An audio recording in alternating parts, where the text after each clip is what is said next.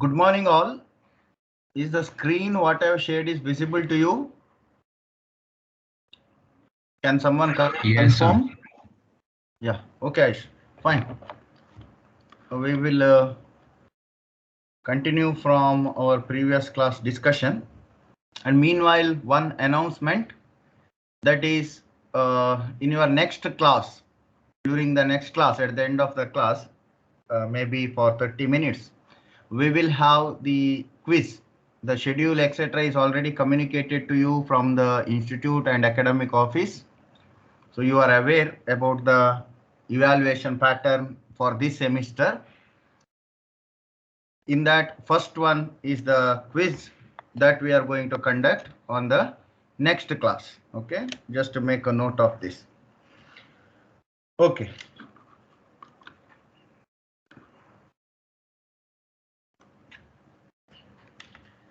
So in our previous class, we were discussing about what is the need of considering various modifying factors during the fatigue analysis, and we have seen all these are the prominent factors which are going to affect the fatigue life. So most often real time, the practical type of data or SN diagram is not available. What we have is SN diagram for a given material, steel or aluminium or copper or titanium or nickel alloys. So like this engineering alloy or other composite material SN diagram we have, but all that is constructed for a laboratory specimen. In practice, the component is not even of the same shape or of the same finish, or various other factors are not same as that of the laboratory condition. Therefore, it is very important to use certain modifying factors, various modifying factors, so that we can modify the laboratory obtained value. What is here is a laboratory value. Whenever you find a prime here for endurance limit, the SE prime, that symbol indicates it is a laboratory value. So whenever you have that, some factors we have to consider to make it suitable for the practical condition.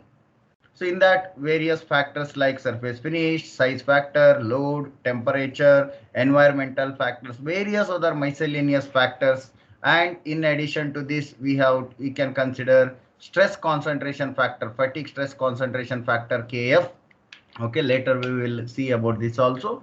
So these are all several factors which we may consider, or stress concentration factor can be incorporated in the fatigue life equation itself. So at that time here, considering at the modification point of view is not required. There are separate equations available which we can adopt directly, okay, to consider this notch effect.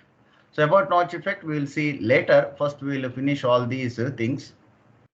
So in the last class we have seen about various factors. In that, first we have talked about surface finish factor. Symbol, do not worry much about this. You can consider K or C, whatever you want, but it indicates here some factors to be considered. So this chart we have discussed in the last class. Suppose we are aware about what type of manufacturing process is done over the given material. So the given chart here is for a steel material. Okay, it is for the steel. It is not common for any material. For steel, these are the values. You can look for the ultimate strength of the steel, and you can just connect the coordinates to obtain the corresponding surface finish factor, depending on the what machining process or what is the fabrication process you are following for the component. Then apart from that, we also have an empirical relation given by Shigley. I have highlighted about this in the last class. So this empirical relation can also be used for obtaining the surface finish factor of various parameters. So here, instead of KF, you consider it is a KA. That is the first factor, surface finish factor. It is just an indication, some factor we have to consider. So whenever we have certain data in this format, then we can even use this expression. Apart from that, if you know the surface finish itself in terms of micron, now we know that several manufacturing process give you different type of surface finish. So rather than telling what is the process adopted, you can look from the surface finish point of view, the direct value itself. Okay. For example, let us say you say grinding. With the grinding, we have various grades of grinding wheel, which are imparting different surface finish. So at that time, previous diagram, which told us to consider 0.9 as a surface finish factor. Here, if you have different micron level of finishing, then that factor will vary.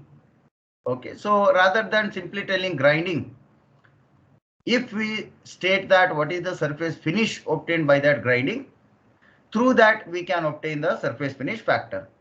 Match the corresponding strength of the material. For example, you have a steel material which is having 140 ksi of strength, ultimate strength. Then just draw the vertical line, and it is said that the surface finish of the component is 125 micron meters. If it is 125, then this is a curve which is having that 125 micron meter value. So just extend that, and from this axis you can obtain the corresponding surface finish factor. So pointed. So these are all various methodologies what a designer can adopt to obtain this type of factors. Okay, you are aware how to read from the chart, therefore I will not elaborate more here. It is the same way what you did in MD1. Only thing is you must be aware there are various procedures are there, various type of charts, various data tables, various equations are there, depending on your requirement. Depending on what is the data you have, corresponding to that you can choose and you can obtain the certain factors related to surface finish. Corresponding to size, this also I have explained in the last class. As we know that smaller the size, better is the strength.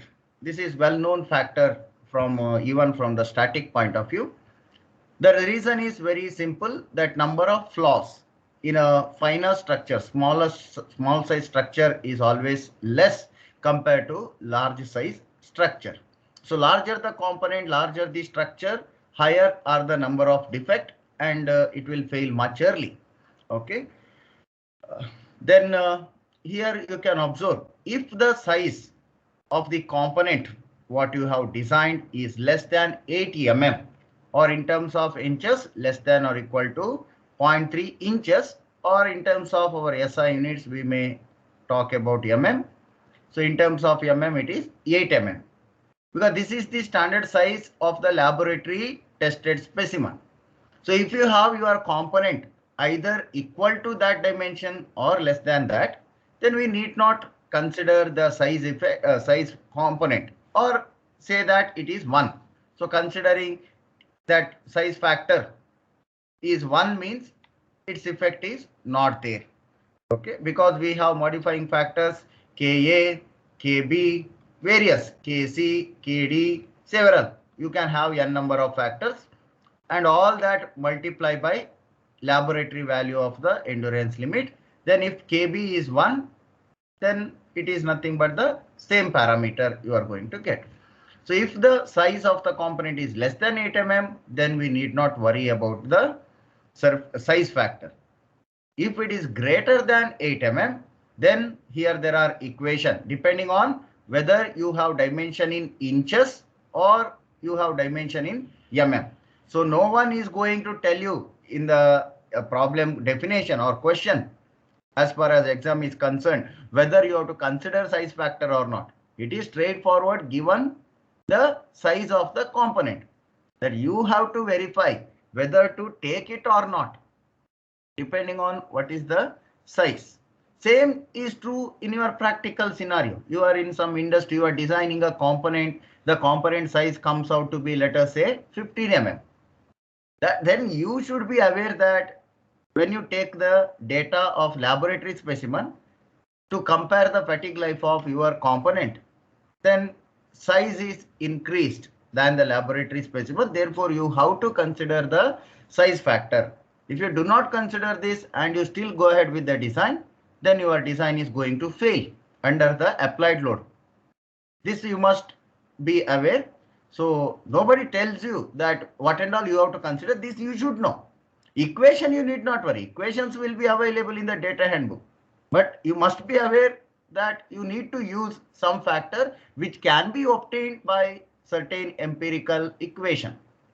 Okay. So that is what is required from this course point of view. You must be aware about that and how to use that. How to use that you will learn while we are solving the problem. So if the dimension is greater than 8 mm to 250 mm, then in terms of the diameter of the component, you have this particular equation. Use the equation, obtain the surface finish factor, either C size or you give this name as KB, the second factor here for the size, first factor here for the surface finish. Now next is the size. So like this you can determine the surface size factor. Greater than 250 mm, we assume the size factor to be 0.6, almost 50% reduction from the laboratory value. Near to 50%, only 0.1 or 10% extra. Okay, so lot of change, lot of reduction you will obtain when you say 60%.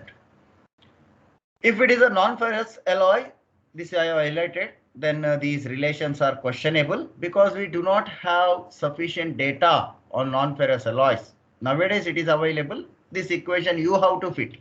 Such equations are not available readily. For steel, from the long back ancient days, lot of data was established and based on that this empirical relation has been available. Okay, so if it is a non-ferrous material, this equation using is not recommended. However, in the complete absence of data, for time being, to understand the approximate result, you can use this particular equation. If the part is not cylindrical, because here whatever is given is diameter D. If the part is not cylindrical, we know that we can go and make equivalent diameter concept. You have the component somewhere of certain area. Okay, take 95% of that area, 95% of that area, and then you can obtain it by some D equivalent method. If area is given, you can substitute that area and use this particular equation to obtain the equivalent diameter. This equivalent diameter you put back into this equation to obtain the surface finish factor. Okay, if it is a rectangular cross section, you know the dimension, then you can use another equation as stated here. Various possibilities are there. These are just for the regular shape it is shown. Okay, there are many, there are plenty are there depending on your requirement, the shape of the component you are designing you have to consider. Now here question is, the component you are designing is not uniform. Okay, it could be of various, it is having various cross sections. Then which one to consider? See, when we say here cross section, you have to consider the highly prone cross section for the damage.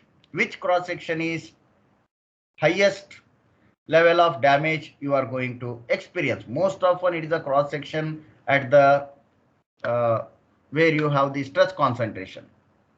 For example, let me erase this. Yeah. Some component you are designing, maybe simple geometry, you consider stepped shaft. You have designed a stepped shaft.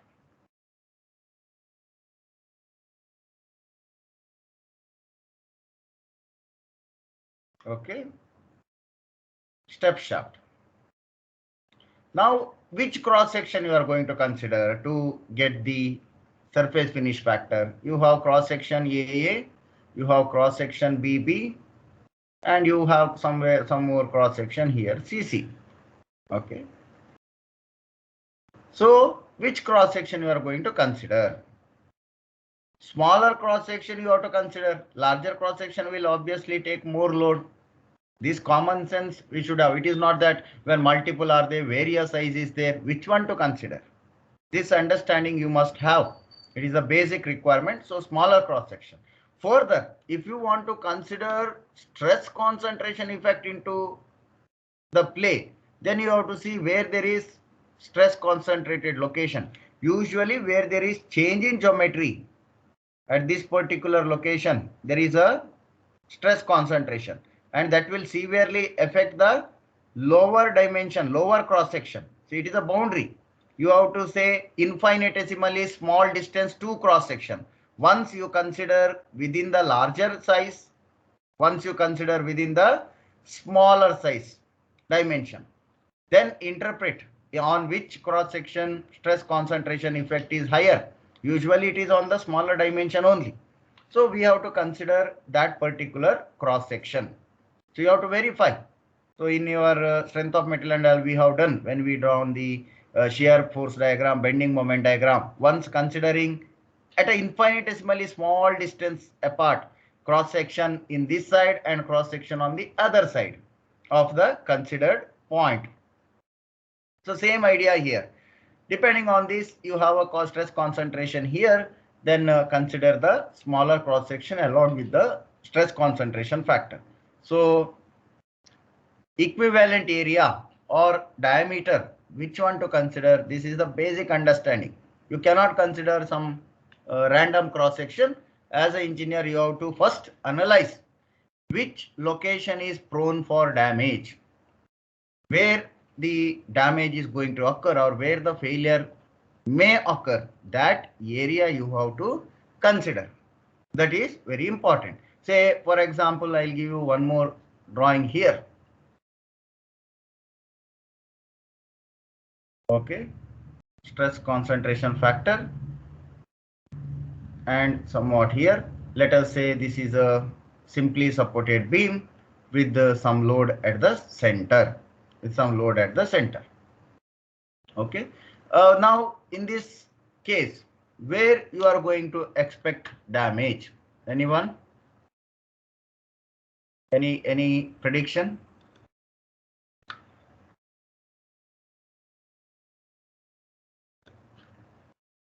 Any simple prediction? Along the notch. From the? Near the notch. Near the notch. Okay, good, fine. Some answer I got. Let us say you want to consider cross section here. Cross section AA. Okay. Now, under the applied load for a simply supported beam like this, where you find the maximum bending moment, At the center. which location you are going to have maximum bending moment when the beam is bending in this particular fashion?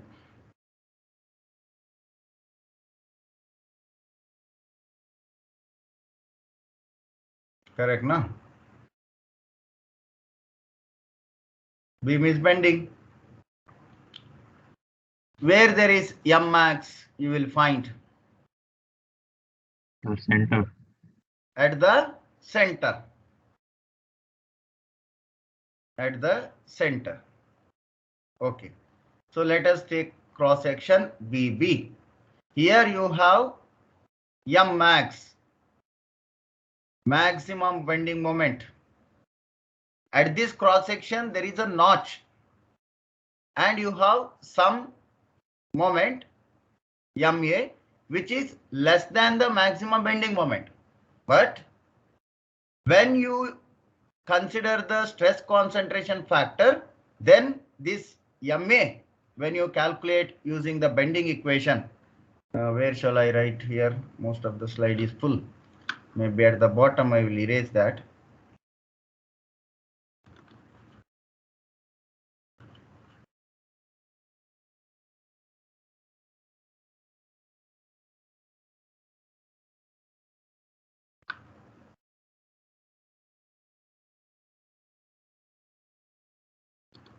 Okay. So you have the bending stress equation. You have to use now bending stress equation, M by I into Y. Now if you consider cross section BB, You have that, let us say this is having some rectangular cross section or square cross section. Anyone, you may assume. Neutral axis. Okay. So here for BB, it is maximum bending moment I into Y. Whereas if you consider cross section AA, then KT times MA, moment at that particular cross section, I into Y. This is the corresponding stress.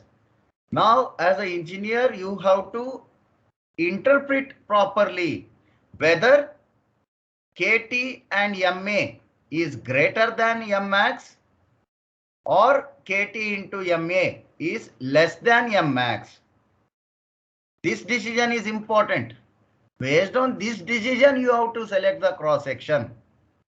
So simply you cannot select there is a notch, therefore I'll consider that cross section, or one more person will come and say in a simply supported beam, maximum bending moment will come at the center, therefore I will select that cross section.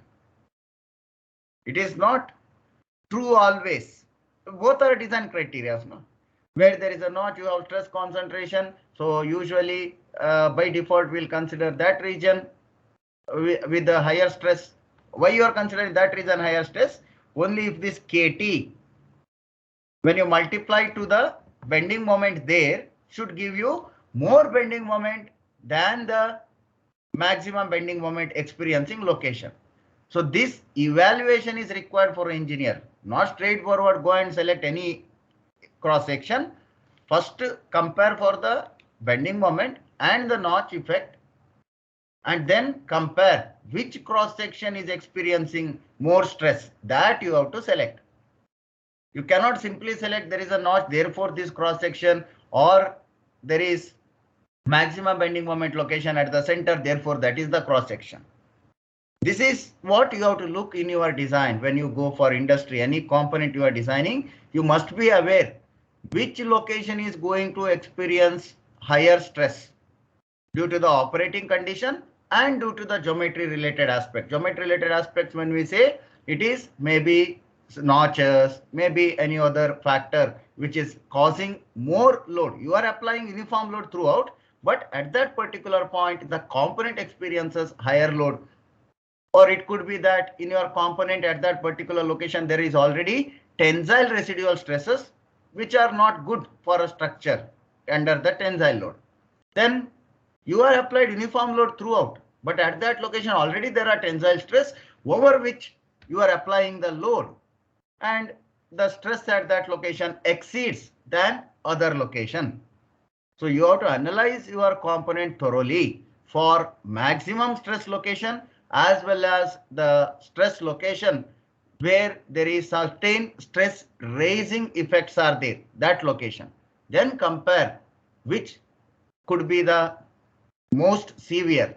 Then consider that. This is how you have to decide. Not simply to consider any cross section in general. This is the basic idea you should have when you look for the design in industry perspective. Okay, fine. Then load related aspect, this we have already seen earlier when we constructed empirical value based SN diagram. We have drawn the SN diagram with the little bit shifted value. Initially we had SN diagram for bending SN diagram. Then if it is subjected to axial load, then we have understood that SN diagram will come down a little bit. I have explained already the stress distribution in axial and in the bending. 2-3 classes I have explained with the stress flow diagram. Then if it is the torsion, that SN diagram further comes down. So this is bending SE that we have to modify to get the SE under axial load. Similarly, we want to get SE endurance limit under torsion load. Then what are the factors to be used? Whatever shown here is too conservative. 0.7 we don't consider nowadays with the advancement of available data. Considering 0.7 is too conservative. But this is the range you can consider. If you know SC prime in bending, then to get SC prime in axial, you have to multiply by load factor. Some load factor, depending on the strength. If the strength of the material is less than 1500, about that much MPa, then nowadays we will consider 0.9 with the accuracy, improved accuracy in the data. But olden day people used to consider 0.7. You may consider anywhere between 0.7 to 0.9 if bending endurance limit is given and you are expected to take the axial endurance limit. If axial endurance limit itself is given, then you need not take any factor. Remember, directly that is given. Only when if bending is given, then from there, if your load is axial, then consider 0.7 to 0.9. In between that range, any one factor. Okay. Then it depending on strength, and we know most of the material do not give us the strength greater than 1500 MPa. Very rare high strength materials might have that greater than 1500 MPa strength. Most of the metals have ultimate strength less than 1000, 1200 or 1000, less than that only. Most of our engineering structures for general purpose components. Then it is important to consider load factor. Okay. Then if it is a torsion, you can see under shear almost 50% of the bending. Okay. So if you have bending here, what I have written, this is axial, sorry, this is axial. Bending SC into load factor, that will give you the axial. So here, if you want under torsion or under shear endurance limit, and you have endurance limit by the bending test, then SC by bending, that you have to multiply by 0.577 to obtain this together will give you the endurance limit under torsion. Okay. Similarly, if you want under axial, that bending SC endurance limit under bending, you have to multiply by a load factor, maybe in the range of 0.7 to 0.9. You can consider 0.9, 0.8. Usually we consider nowadays 0.8 to 0.9. 0.7 people used to consider earlier, but now data is more reliable, especially for steel materials. So we may not take much conservative path. We may go towards little bit riskier path. This would be fine as it is understood now. Okay. This is about the load factor, and then comes the reliability factor. So we have discussed about like this SN diagram earlier, whether we want to consider median life diagram, whether we want to consider higher survival or lesser survival. Depending on that reliability, we have to consider. For example, if you are considering median life curve, then reliability factor we will assume as 1. So by default, most of the SN diagrams are given for 50% chance, 50% failure, 50% survival of all tested component, and line is drawn with a median life. So median curve. If you want to ensure higher amount of safety, that you want higher components to be survived, then your curve gets shifted. Median being the boundary, greater than that you consider you would not take greater than one parameter and multiply, because all components are not surviving, some components. But if you want to shift towards down, because usually designer want to be more and more riskier to bring the cost down. Say olden day structures, very strong. They can be used not even for the design function, but some other function also. But modern day components, engineering structures, the moment you overload little bit, they are going to fail. It is intended only for that function. Earlier, we used to do multiple tasks with the one component because it was so strong, so bulky. But meanwhile, it is so costly, wastage of material, lot of material, bulky, weight is more. These problems were there. Now all lightweight components designed for the cause itself, but the moment little bit it is overloaded, it will fail. So we are usually designer, what you want to make, you want to come towards the riskier side as a designer in order to reduce the cost of the component. Economic aspect will play a role. And if we want to reduce the survival percentage, then the reliability curve here. If you are talking about 90% reliability, that means there is only 5% chance of the survival. Okay, 95%, 90% of the failure, then you have to bring down the endurance limit to some extent. So depending on what is the reliability factor we are considering, then accordingly we have to reduce. So this is a way of telling we are considering certain factor of safety. This is nothing but these are all factor of safeties we are considering. So earlier in your static design, you have yield strength, some defined yield strength. Now you to get the design stress, what you do, you want to bring down yield by FOS. Same idea here. We have endurance limit. To get the design SE, this is maybe laboratory endurance limit. To get design SE, we are going to divide with some factors, safety factors, factor of safety. Okay, so here factor of safety you consider greater than 1. Here what we are telling is 0.1. That means ratio of that. So therefore it is said all those factors K into SE prime. The idea is this. But what we are discussing here is what and all those factors we must consider in deciding the factor of safety. Okay. So temperature, we know one of the detrimental for most of the applications. About this I have talked, whether to consider operating temperature, whether to consider the temperature which is generated during the operation. Okay, many a time we think that we have to consider temperature only if the component is expected to work at high temperature ambience, maybe steam turbines or inside IC engine components where temperature generates, thermal temperature conditions are there. But as a designer, it is important to understand temperature rises at the point of contact. For example, machining, tool and the workpiece interaction. High temperature develops. That is why we use coolants. Okay. Or to mating gears during power transmission. Continuous rubbing, continuous friction is there. This generates temperature. So that temperature is more than sufficient for fatigue failures to occur. We have seen in our first chapter various type of fatigue. High temperature fatigue, fretting fatigues are there, wear may take there, wear fatigues are there.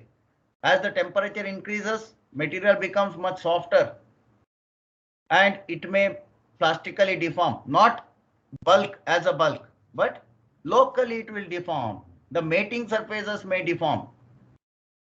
If mating surfaces are deformed, the characteristic function will change.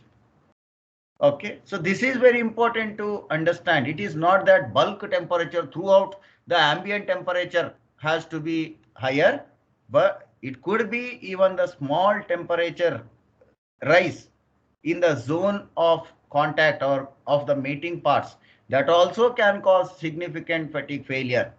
Okay, so usually people will consider if the working ambient is at high temperature, then only temperature factor, but not necessarily. It depending on severity condition of the component which you are using in your regular practice.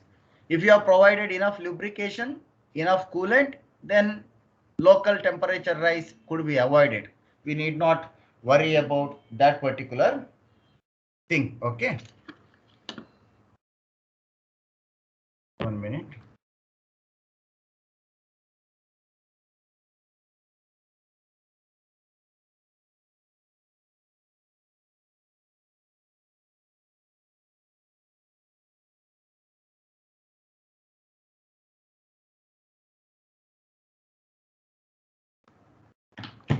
Okay. So that is about the temperature related aspects. We can consider that if given high temperature condition in the question statement, then only you consider, or else let us not make the things complicated. You assume the temperature factor to be 1. Okay. Then several other miscellaneous factors we can consider for various other uncertainties we are going to experience during the fabrication process of the component. Okay. Or during the operating condition of the structure or component what you are going to design. There are several uncertainties with respect to the load frequency. What is the frequency of applied load? Is it smaller? Is it larger? So you are applying load at a faster interval, you are applying load at a lower interval. Whether the load is expected to have some overload cycles in between, or there is some changeover. If there is changeover from one type of loading pattern to the other type of loading pattern, how frequent it is. The ambient conditions like corrosive environment, which will cause pitting of the surfaces from where crack may initiate.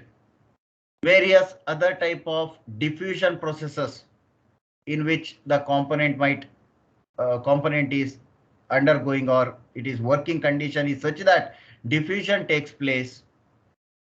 Okay, so there are n number of things. Radiation effects, if it is a certain kind of atmosphere like nuclear reactors, it's shielding, nuclear reactor shielding, and other places, several places, radiation could be there. If you consider a polymer material, you keep in sunlight, it will get its strength will get reduced. Polymer, it will affect the strength of the material. Light is more than sufficient for certain materials, just common simple light. You cannot take all those risks. So for that reason, you can have several miscellaneous factors considered in the design so that you can bring down the factor of safety. So these are all the factors which affects the fatigue life, which means that you have to bring down the various SN diagram parameters. That is the idea here. So you can read all those things in handout. It is there. I'll not spend more time onto this. You are aware about this. If you think all these are important, you consider a factor in your design. If it is not, need not worry about this. So this you have to take a decision as a designer when you are designing a component in industry. Exam point of view, it will be stated in the question definition, then only you consider. If not, don't worry, don't make things complicated by considering all these factors. Keep it simple. Okay. Okay. Then about the stress concentration factor. One more prominent parameter, which you are aware from your MD1 and strength of material knowledge also. You have used their various components, maybe plate with the hole or plate, whether it is a edge crack or center crack. So several times in design, we might have the hole. So best example is a plate with the hole. Or several times we might have the design cut from the surface in this particular fashion.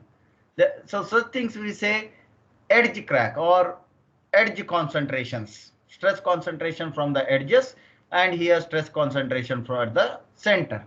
So in case of plate with a hole, rather than fatigue crack generate from the outer surface, fatigue crack might generate from the inner surface of the circle. Okay.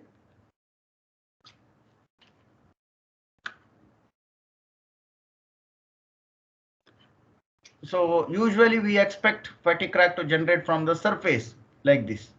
But here, here there will be a stress concentration anywhere in this boundary. And because of that, fatigue crack may generate from here. Okay. In these cases, fatigue crack will initiate from these locations where there is a stress concentration. It could be at the center, it could be go in this path. So analyzing the crack propagation in which direction, where it is highly complex microstructural analysis we have to carry out. And also the grain structure, whether it has got fine grain, whether it has got coarse grain. We have discussed about that in chapter 1, how the crack propagation, what are the various type of crack propagation, intergranular or intragranular. This depending on several factors, the hardness of the material, grain structure of the material, the grain boundaries, grain orientation, multiple factors affect that from microscopic point of view when we talk about the path of crack propagation. Okay, so Miller indices could be one of the parameters which can be adopted to check the direction of the crack propagation. Okay, fine. So you are aware that whenever there is certain discontinuity in geometry, it is not that we are purposefully inducing the notch. See, one thing you remember, when we say notch in any design, any structure, the notch is a theoretical term. Remember, it is a theoretical term. Purposefully, no designer is interested in creating notch in the structure. Okay. Notch is created for a laboratory specimen which is matching to the same stress concentration what you are going to have in the actual practical scenario. Okay, we say V notch in your strength of material, you have used V notch and U notch component for fracture toughness testing. So we have V notch, we have U notch, we have rectangular notch, we have other trapezoidal shape of notch. There are n number, and with this again various parameter. What is the radius of the notch? What is the opening, the space width of the notch? All these parameters are there. Accordingly, your stress concentration parameter vary. Now, in your practical design, you are not going to give the same shape. Okay, practical design is not like this always. Practical design, as I have explained, let us say you might design a step shaft. Okay, like this. Your design is a stepped shaft. You wanted to design a step shaft. You find stress concentration here. Now you have to relate this to certain type of theoretical notch. What you want to get the stress concentration there means you have to compare this type of geometry or this type of notch with the available data from the laboratory specimen. Maybe rectangular notches could be fine. Suppose, let us say, to reduce the notch effect, you have given a fillet here. For example, you have given a fillet. Now it could be treated as a U notch. Okay. So these type of wide, broad understanding you should have. There is nothing called as notch in practical scenario, but notch effect is there. Notch effect in the sense stress concentration effect. Notch is theoretical term, laboratory term we use for the specimen. Each type of stress concentration depending on shape variation with your geometry, you have to be in a position to relate that to the what type of stress concentration a given type of change in geometry might cause. This understanding is important. Then only we can consider corresponding stress concentration factor KT, which you have done in your MD1. How far you have related that to the practical case, I don't know, but you have to follow this particular methodology. It is not that randomly you look into the diagram and take. You might have used certain shapes which are there standard depending on the given geometry from the diagram, because there are multiple graphs are there, various shapes, various type of notch. A plate with a hole, you have different KT. Like this elliptical region, you have different KT. So depending on this given statement, you might have used already. But the understanding in the practical scenario, you are not going to have a plate like this only always. You could be having, say, like this condition, a step shaft with some fillet. Like that, you have to relate. Okay. So theoretical stress concentration factor, we indicate with the notation KT. This you are aware, theoretical stress concentration factor. Now this is sufficient if it is a static loading. But in case of fatigue loading, material yields a little bit under the applied repeated cycle of loading, local yielding. So about this we have discussed earlier in chapter 1, local yielding and generalized yielding. Very important terms to be kept in mind. Okay. As far as fatigue is there, we only talk about local yielding. It is not a bulk deformation process. Fatigue failures are local in nature. That is why they are so dangerous. You look at the whole component, you never see what is the changes happened to the component. Dimensions looks same, shape looks intact, everything is same. Suddenly failure will occur because at certain stress concentrated regions, there is some local changes have been occurred. That is the fatigue definition. Progressive localized damage which is occurred in a material subjected to cyclic load. Very important, each and every word in the definition. Physical meaning is important, not reading by hearting the definition. Okay. So therefore, what happens is KT, the theoretical stress concentration factor, what you consider is not the right parameter to consider in case of fatigue, and we will consider a parameter which is denoted by the notation KF. KF. Okay. So this factor we can use in our equation, whether you are using mean stress equations like Soderberg equation, Goodman-Gerber equation, there you can use this factor to alter the endurance limit. So various locations you can use this factor, and thereby we can have the right effect of the stress concentration in fatigue. Now, how to calculate KF? How to obtain this fatigue stress concentration factor? So whenever you find the notation KF, you have to say it is fatigue stress concentration factor. Okay, fatigue stress concentration factor. If you find KT, it is nothing but theoretical SCF, stress concentration factor. Very important to have the clear cut differentiation. Okay, fine. Okay. So this about the notch handle I have already said. Okay. There is a term called notch sensitivity. Notch sensitivity. What is the meaning of notch sensitivity? How much sensitive is the notch to the applied stresses, or how much response a notch will give to the applied load. What is the magnitude of that response? That is what is sensitive. How much sensitive is the notch to the applied load? Okay. And that is what is given by the term here Q.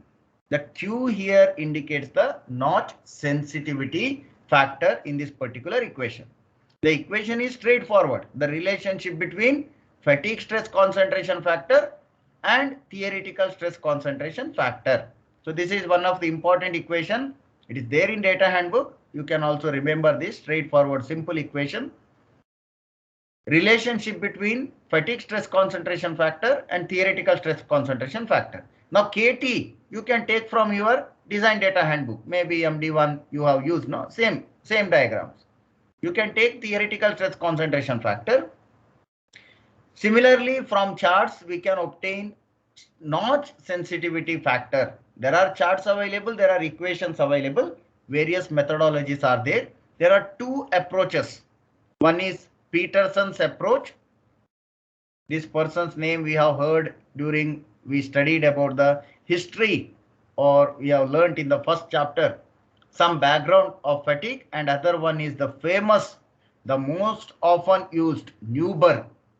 So we have two-person strategies to identify this notch sensitivity factor Q. There are diagrams, there are graphs available, there are curve fitting, the empirical equations available defined by the person Peterson and Newberg. You can use either one of these. However, most often highly recommended is Newberg approach. Now this is used in both cases. This is used in both high cycle fatigue as well as low cycle fatigue approach, where Peterson's approach can be suited for high cycle fatigue stress SN life approach, not used much in case of strain life approach. Now it is because of its formulation. We will see in the coming slide what is its formulation, and you will understand why it is not used for low cycle fatigue. I will highlight that also. Okay. So this is about the relationship between fatigue stress concentration factor and theoretical stress concentration factor with the help of, there is a term called notch sensitivity factor. Now this notch sensitivity is a function of material and the notch size.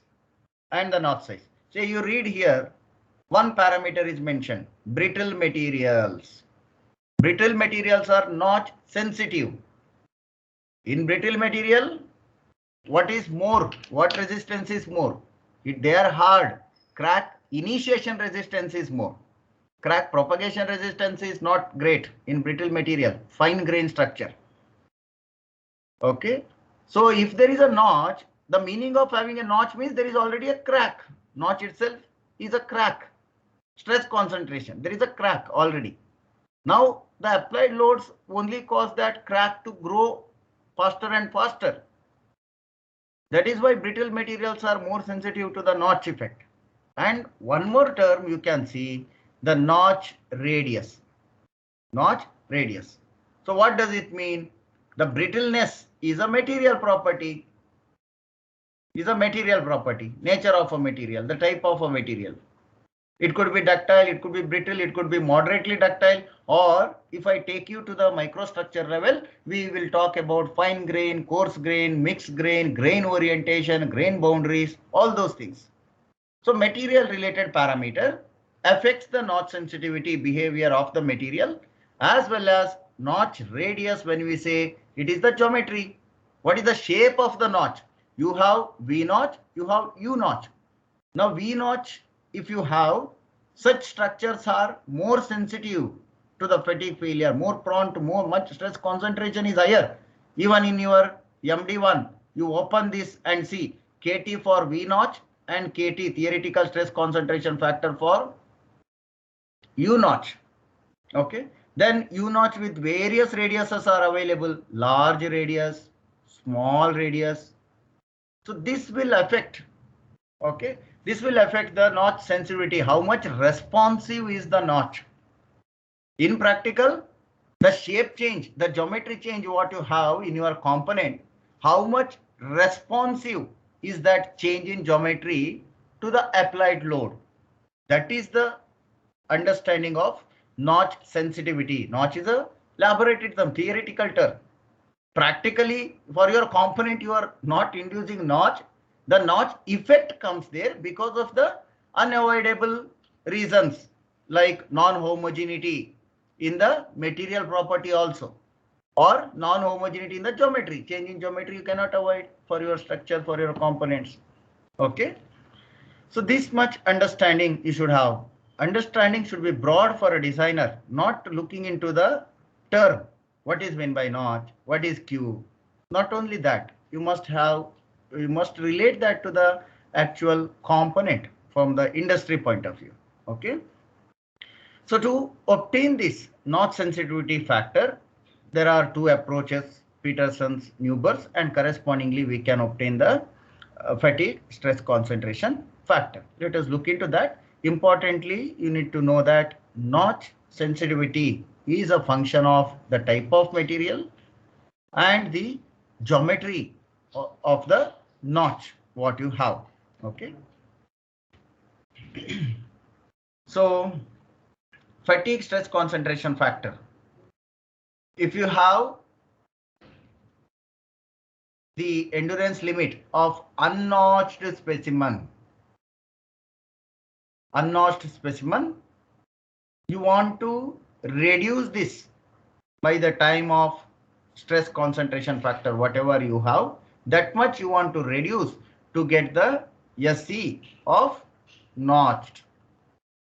The endurance limit of the notch specimens are usually less. SN diagrams for notch specimens are lower. For a defined load, you will get low life with on the component with the notch when compared with the component without notch. This is common sense. You are well aware from your MD1.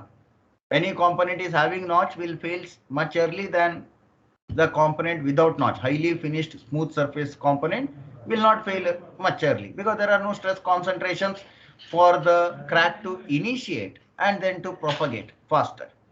Okay.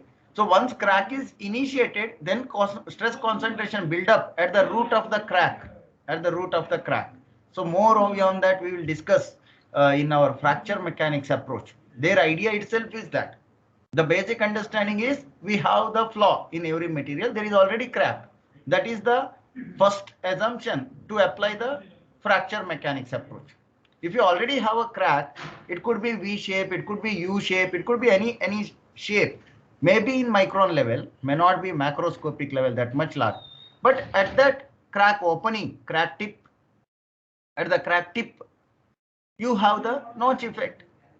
Okay, so that is the idea we use in LEFM or linear elastic fracture mechanics, and related to that during those chapter we'll see look into that. Okay, right now let us stick here. So fatigue stress concentration factor KF is defined as ratio of endurance limit of unnotched specimen to the endurance limit of the notched specimen.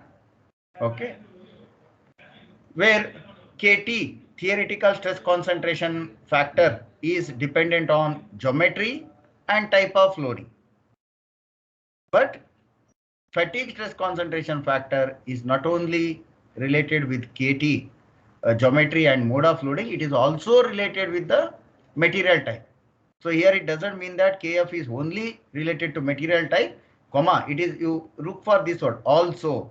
So it is material type, it is geometry, it is mode of loading, the type of loading, whether it is axially loaded or whether it is bending load, whether it is torsion load, whether it is bidirectional, whether it is unidirectional. So all these parameters. We have seen the equation Kf is 1 plus Q, Kt minus 1. So Kf, stress concentration factor, is having a component Kt. That means Kt is already the function of geometry and mode of loading, and which is that material one, notch sensitivity factor Q, which is a function of geometry of the notch and the material. Okay, so Kf is altogether depending on material type, geometry, and the mode of loading. Okay, so usually we find this stress concentration, this notch sensitivity factor Q, defined in terms of some value, some factor ranging from 0 to 1. That is our general indication. 0 means there is no notch sensitivity factor, there is no notch itself on the component, where or that existing notch is not sensitive, not responsive, not much effect it is causing. 1 means it is having severe effect on the component. Okay. So here there is equation, just rearranged equation from this what we have already, I have shown you, just in a rearranged form, nothing else to worry here. Okay, more, let us look into the approaches. First one is Peterson's approach to obtain the notch sensitivity factor Q. As we know, the Q is a function of geometry of the notch and the material. So Neuber has conducted several experiments, lot of experiments, and then come out with the result. He has plotted various graphs and then presented this empirical relation. The notch sensitivity factor is related to the material property and notch root radius in this particular equation form. Okay, A by R. When you say A by R, what is R? The small letter R here is a notch root radius. Okay, even if you have V notch, how to make this sharp V? It is still having, if you look here, if you zoom here and look at the small zone, it is still like this with some radius. So whether it is V notch or whether it is U notch, some nose radius you cannot avoid. Whether it is bit larger in mm you are telling, or whether you are telling in terms of micron, or you are telling in terms of nanoscale, some radius is always there. Okay, that is what is notch root radius. Notch root radius. That is the parameter R. Parameter R. And A, this parameter A is a material constant which is defined with respect to material strength. Okay, so we have here one empirical relation which is given. If you are substituting value of ultimate stress in unit KSI, see, remember, unit is important. Don't blindly substitute in this equation. Don't bring and put MPa value in this particular equation. If you are using MPa, you have this equation. Please make a note here. Okay. In this equation, ultimate strength is put in terms of MPa. Another equation you have to put in terms of the British units, pounds per square inch, PSI, KSI, depending on what is the unit. Okay. So kilo pound per square inch, if you have to use corresponding equation. If you have in terms of MPa, you have to use the corresponding equation, not the same equation. Okay. So this equation will give you the material constant A, and notch radius will be defined. Or if you have a component or you have a design with you, you can determine what is the notch root radius, substitute in this equation to obtain the notch sensitivity factor Q. Okay. In the absence of ultimate strength, we know that ultimate strength we can calculate from the hardness. If you know Brinell hardness number, from there you can calculate the ultimate strength. You can use that. So this is well known. In your strength of material laboratory, you have done that various tests, Rockwell, Brinell, Vickers. You have even, there was a Viva question. How far you have taken that seriously, I don't know, but it was there in the manual. Various conversion factors. If you have Vickers hardness, how to convert to Brinell. If you have Brinell hardness, how to make it to Rockwell hardness number, equivalent Rockwell hardness number, or equivalent Vickers hardness number. And from the hardness, how you can determine the strength. Empirical relations are there, and whatever equations given here are for steel to be specific, and its application to non-ferrous alloys is still a questionable matter. But like this well-defined equations not there in the domain, very difficult to have. Application specific, there could be few, but generalized equation like this not there for non-ferrous alloy. So as a rough approximation, we'll use the same. Whatever we have, we'll use the same even for that. Okay. These constant values, whatever given here, are mostly for the steel material. This you have to remember, but we can use for non-ferrous alloys with certain factor of safety or assumptions we'll consider at some later stage. Okay. So this is about the Peterson's approach. He has presented notch sensitivity factor in terms of the notch geometry and the material constant, where material constant can be evaluated from the ultimate strength of the material. Now the drawback was, in this case, the material constant, what is predicted through the strength parameter, was not observed to be a much accurate one. Okay. So therefore, there was a requirement for another approach, and that is solved by Neuber at later stage. Okay. This is about various values of the material constant for steels with various heat treated cases. Okay. Normalized or annealed steels. Annealing or normalizing is going to give us what? Coarse grain microstructure. Normalized is relatively fine grain compared to annealed. Annealed is a highly coarse grain. Quenched, that means hardening heat treatment. Okay, quenching and then tempering. So highly straightforward quenched or hardened steels are not used because of very high hardness, and they cannot take shock load. They will be brittle. We will usually associate hardening with the temper for the engineering or tensile load application cases, and in that case we can see the material constant A. Okay. And highly hardened steel, if at all you want, then the corresponding material constant A. You can use this if it is a steel material. And when we say steel, there are several categories of steel.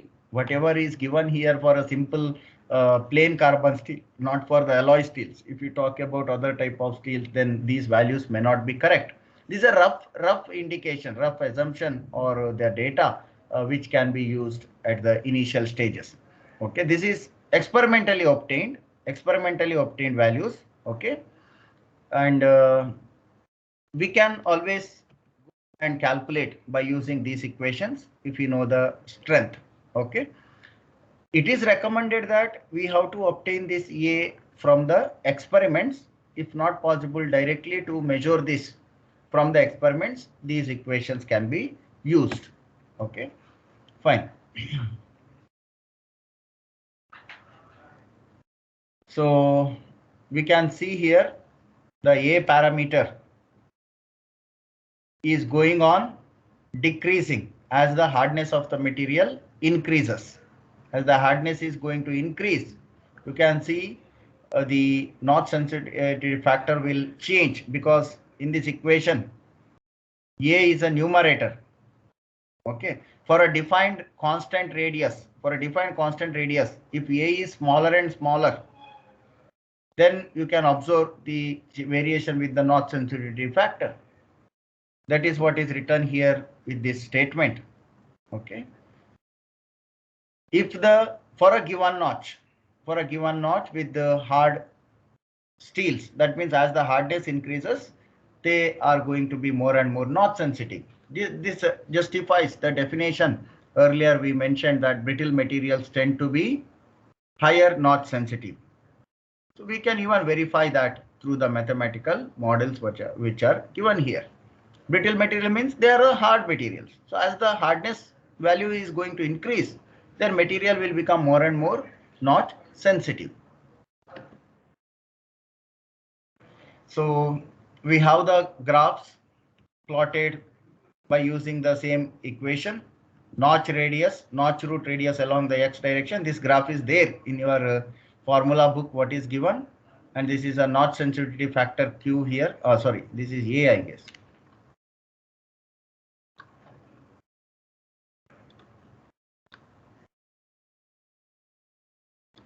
A. Material constant notch sensitivity curve. Is it A or directly notch root radius and strength? I think this is directly given parameter Q. This is Q here, not A. The graph itself is for Q. So make a correction. This is Q, not A. That is, I think, small they have mentioned. Notch sensitivity factor. So you have the notch root radius defined to you. You are aware about that. You have the strength of a material. Then for a corresponding notch, if the notch is, for example, let us consider the 0.06, that is the notch root radius. Then for that 0.06 notch root radius, and for a material of some defined strength, let us say material of somewhere around 80 MPa is given. Material strength is 80 MPa. So from here you just take it. So this would be the notch sensitivity factor Q, which you can use, and then you can determine the corresponding values. Okay. Also here you can see ultimate strength in bending, ultimate strength for torsional loading is mentioned. If it is a torsion, if it is a bending, you can observe how the curves are varying. The values in bending, large values. In torsion, the value get reduced compared to the corresponding strength. Okay.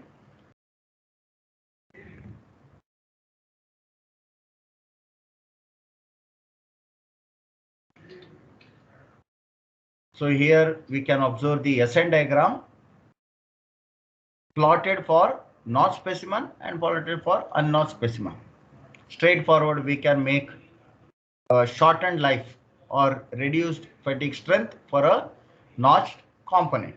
It is experimentally also proved. Even theoretically, these equations when you use, you will get the similar things.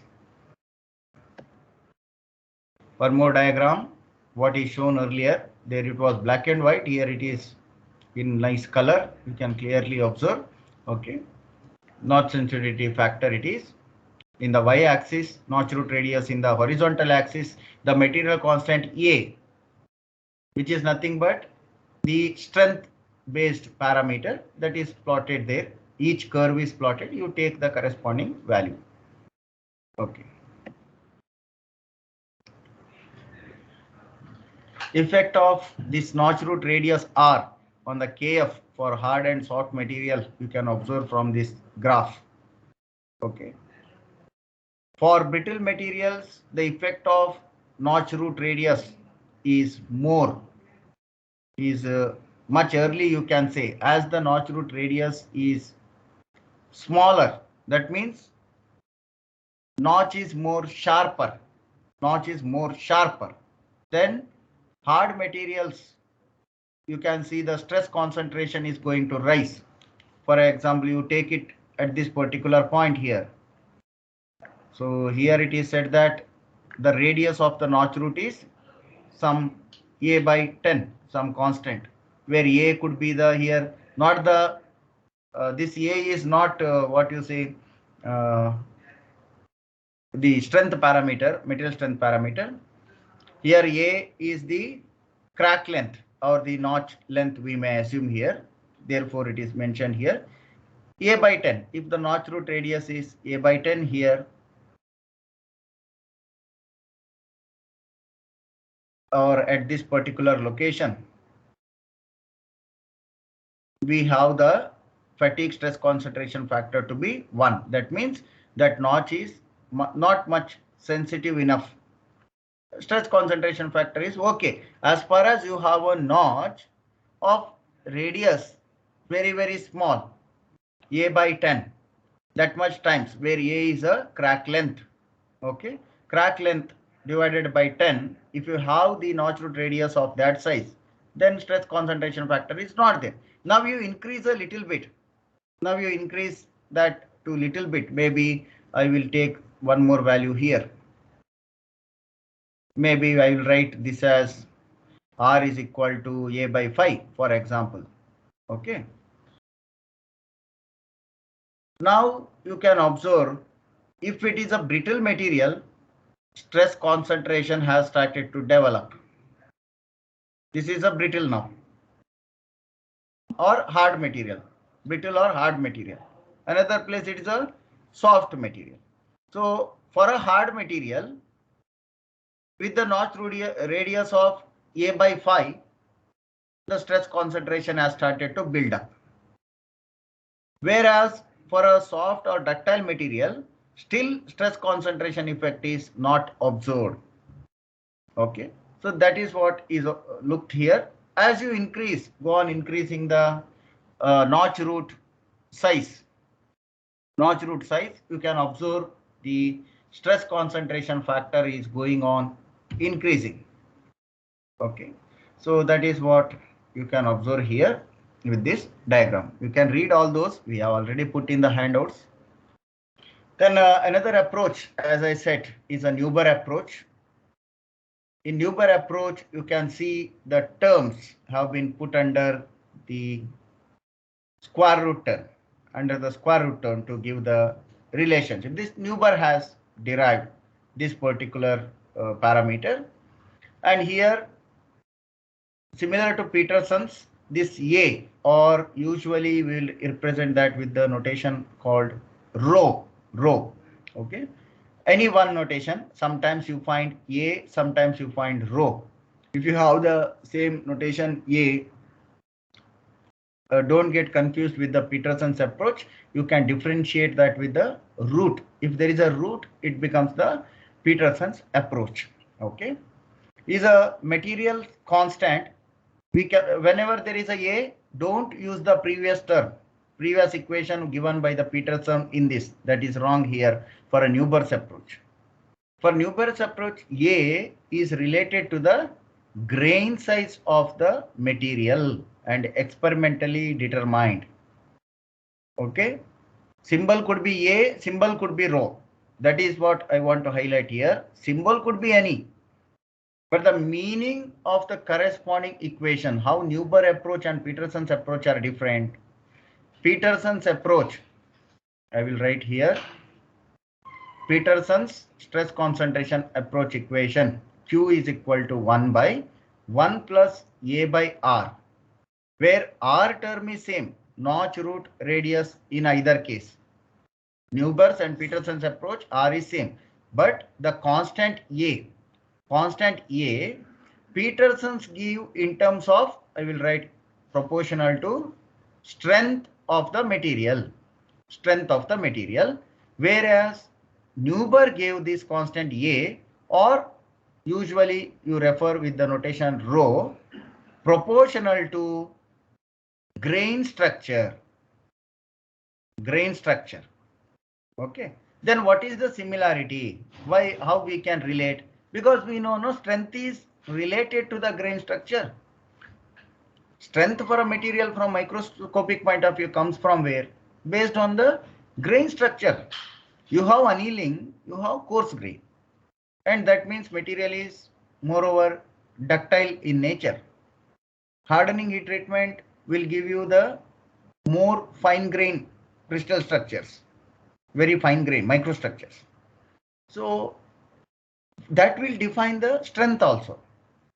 But what Neuber has found is that defining the notch sensitivity factor with respect to grains, that means material science, deep of the material science, would be a better approach compared to the Peterson's, which is a mechanics based approach. That is the difference. Neuber's approach is moreover towards the material science based approach.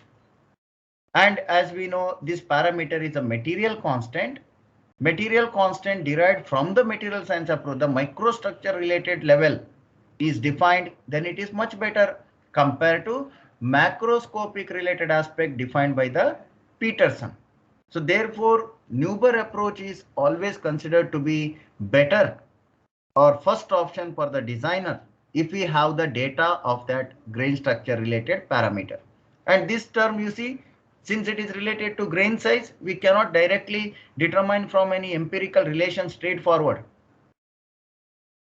Here, experimentally, it has to be determined. That is the difficulty if you want to use the Neuber's approach. Okay. Whereas in case of Peterson's approach, we have a empirical relation. We'll go back again if you want. Here you can observe that material constant A is defined with respect to strength, and strength macroscopic scale compared to grain size you can easily determine. Okay. Whereas going back to the Neuber approach, determining this material constant A, or referred sometimes as rho, any one. Okay. It is not that easy. Very difficult to frame the empirical relation for this because it is a function of grain size. And grain size are not uniform. Measuring grain size at microscopic level, very difficult it is to measure their size, form one geometry factor that you relate it to the material constant. Rather than that, experimental values will be taken and this is plotted. The curves are plotted for fine grain, coarse grain, some medium size grain. So there are plots are plotted. Therefore, Neuber approach is better. Now, earlier I said if it is a low cycle fatigue life, then Neuber approach is better. Peterson's approach cannot be applied there because when we say low cycle approach, LCF, low cycle or strain life approach, what we use in that region, strain life, epsilon n approach, what we use. In low cycle approach, very less number of cycles for what? For crack initiation or propagation. Less number of cycle for crack initiation, more for the propagation.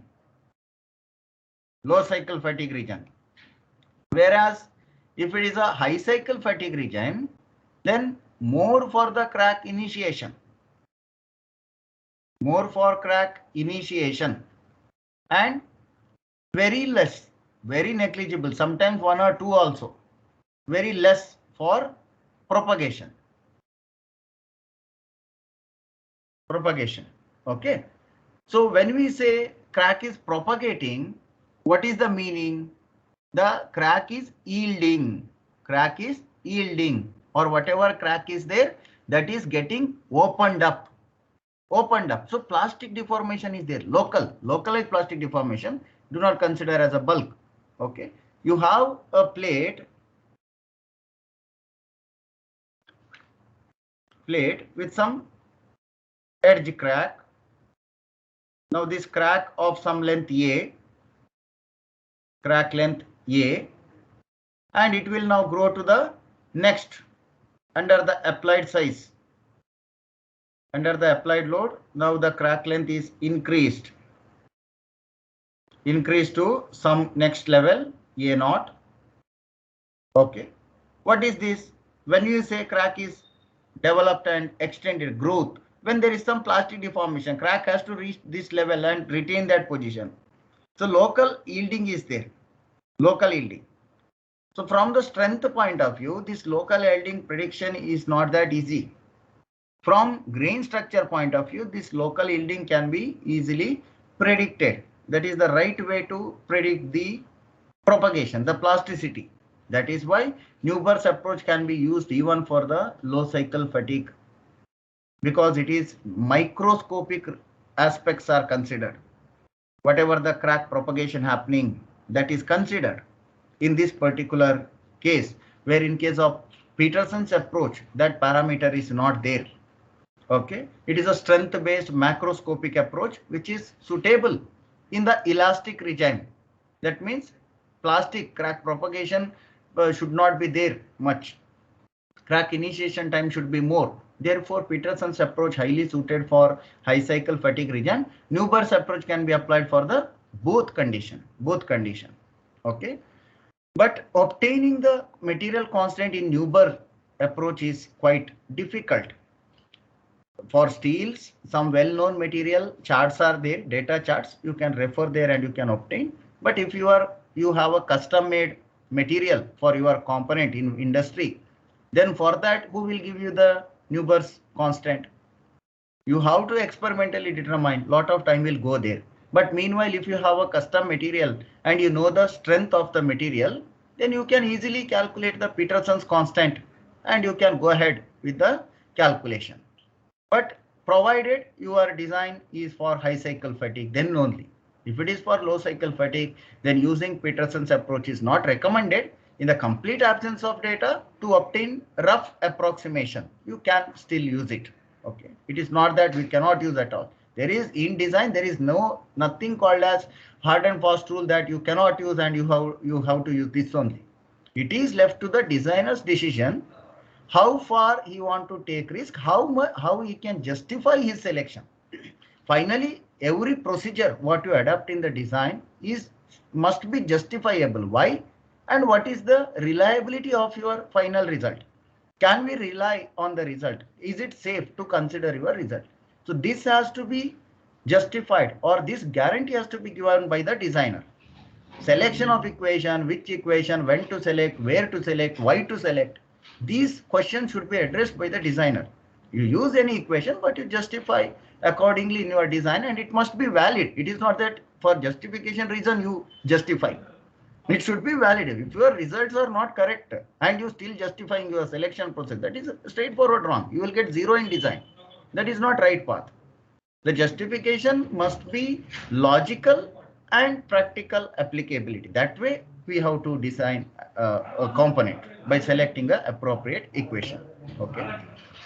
So like these tables for various materials and all are available, okay, which can be related to the ultimate strength to some extent. This is based on lot of data available in the past. Based on that, this has been framed. So like these charts are there, look into these charts. What is the material strength? Compared to that, you obtain. The problem here is processing is also important. Now, for example, here Newberg constant for steels they have mentioned, but these steels, how they have fabricated, that is not mentioned. Newberg constant is grain structure based. For example, this steel, if I have annealed and your application, you are selecting a steel which is quenched and tempered, then you cannot select this data because this data is given for a annealed condition of steel. Okay, so that is what is the difficulty. Depending on your particular process of fabrication of your component, what you are designed, the grain structure might vary. Accordingly, you have to select. No, that is the difficulty. Okay, You have to then prepare your own data for that particular material with that type of fabrication process. Check what is the microstructure. Then for that determine the constant. These are all the problems. That is why you do not find much data in the open source. Whoever is done that, they keep it confidential for that organization.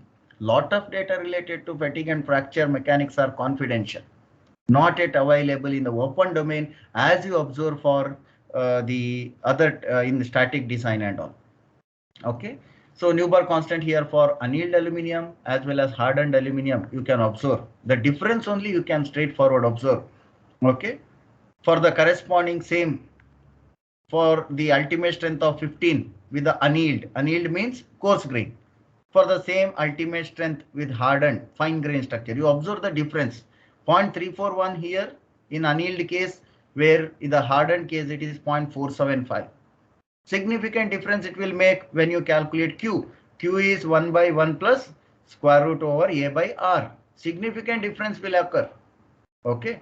So these are all the practical problems what I have put forward, which you must be aware. Graphs are there. Accordingly, you can calculate here Newberg constant. Okay. Rho or A notation, do not worry, but you have to understand whether you're talking Newberg or whether you're talking with Peterson's. Notation could be same everywhere. This A is nothing to do with the Baskin equation A. Sometimes people use the A notation throughout. A NF to the power B. This A is different. Don't use this A from these graphs here. That is different. Okay. So if you know the strength of the material and corresponding fabrication process, you can just take it upward onto the graph. For example, 40 ultimate strength, and it is fabricated by annealed process. Then you have the Newberg constant of somewhere around this much value. Similarly, for the same strength, if it is heat treated to some other method here, you can have some other notch concentration factor. Okay, depending on material, whether it is steel, whether it is aluminium, whether it is copper. So for every material, this data must be there. Okay. So importantly, this is one conclusion. This is the last slide. I will end here our today's discussion. One thing we have to remember is both Peterson and Newberg's relations are empirical fit to the given data. So reliability of this data is important. How far your curves for which these Newberg or Peterson's equations have been developed, that data's reliability is the first question. Therefore, experimental, if it is there, that is much better. If not, somehow you have to get the right data. So you have the notch sensitivity factor Q 1 by 1 plus A by R in Peterson's case, and Q 1 by 1 plus square root of A by R in Newton's approach. So Q is calculated by this equation, empirical relation. How far your data for this AR material constant and the notch root radius are reliable, that defines the accuracy of the notch sensitivity what you have observed. Okay. There is very little differences in this, but this is questionable statement. Since our topic we are discussing in this chapter, we are now in the SN approach. We are talking SN approach, or we are in the high cycle fatigue. If we are in the high cycle fatigue discussion, then Peterson's or the Newberg's approach, either you use, it will give you almost similar result. But if you are talking about low cycle fatigue, then Peterson's and Newberg approach will not be same. So this statement, very little difference with respect to this chapter, it is true that you must understand. Okay. So both methods are indicating that the notch sensitivity factor is related to material property, that is strength or ductility. Okay. And notch geometry. Okay. And notch size related to the notch, whether it is U notch, V notch, and what is the notch root radius. Okay. One thing important to note here, that is why this figure I have put here. Earlier in your static design, you used to select plate with the hole. What is the size of the hole compared to the plate width? This discussion you might not had there, but when you coming to the fatigue related aspect, KF related thing, then it is not same. You see here for a plate with a hole with the same ratio,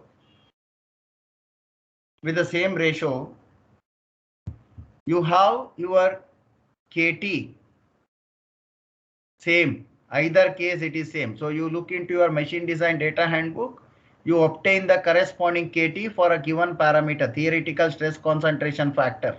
From figure 4.1a means it is from the data handbook. Okay. So theoretical stress concentration factor for a given component is same for applied nature of stress, applied width, and for a defined diameter. You can observe the ratio is maintained same. Width to diameter ratio is maintained same. But with the reduced size, notch sensitivity factor, Q got changed. Q got changed and correspondingly KF.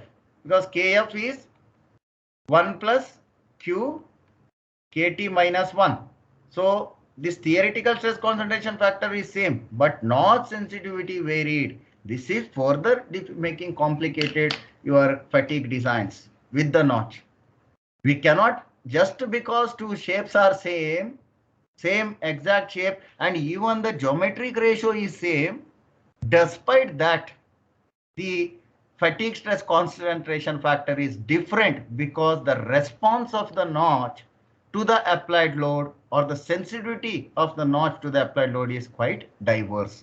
Okay, so with this I'm going to end our today's discussion. Next class we will talk with the numericals problems. Okay, here most of the theory is done from this particular chapter. Next class we'll start with numerical, and in the next class we are also going to conduct the quiz as per the schedule. Okay, anybody is having any doubt or any queries, you can raise your questions. If there are no doubt, no queries, I'll end our today's lecture. Any doubts? Okay, I hope there are no queries. Thank you all for joining for today's session. Have a nice day.